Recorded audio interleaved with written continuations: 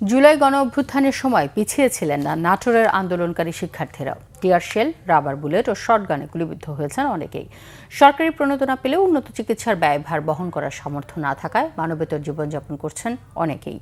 সরকারিভাবে চিকিৎসার ব্যয়ভার বহনের দাবি জুলাই আহতদের।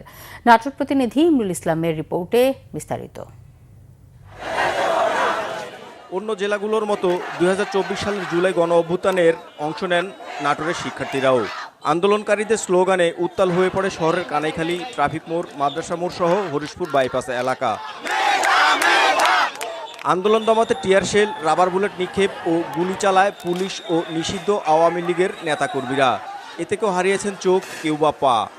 প্রায় 400 ছড়াগুলি আমার শরীরে এখনো পর্যন্ত আছে। প্রাথমিক চিকিৎসার পরে এই পর্যন্ত আমার কোনো ধরনের চিকিৎসা আর হয়নি। 1 বছর হয়ে যাচ্ছে প্রায়। আমরা এখনো পর্যন্ত যাদের চিকিৎসার দরকার তারা ঠিকমতো চিকিৎসা পাচ্ছি না। অতর্কিতভাবে আমাদের উপরে গুলি ছড়ে, তার ভিতরে আমি গুলিবিদ্ধ হই। ডিসি অফিস থেকে আমাদেরকে যে অনুদানটা দিয়েছিল সি ক্যাটাগরির, ওইখান থেকে আমি 1 লাখ টাকা পেয়েছি।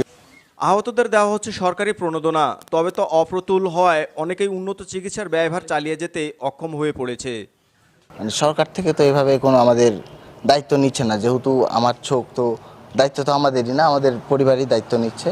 ওইভাবে আমি এখনো চালাই যাচ্ছি। রাষ্ট্রীয় আন্দোলনে স্বাধীনতার জন্য, দেশের জন্য তারা অঙ্গহানি করেছে। অবশ্যই সরকারকে রাষ্ট্রের দায়িত্বের জায়গা থেকে এদের যে সহযোগিতা, সেই সহযোগিতা নিশ্চিত করার জন্য আমি দাবি জানাচ্ছি।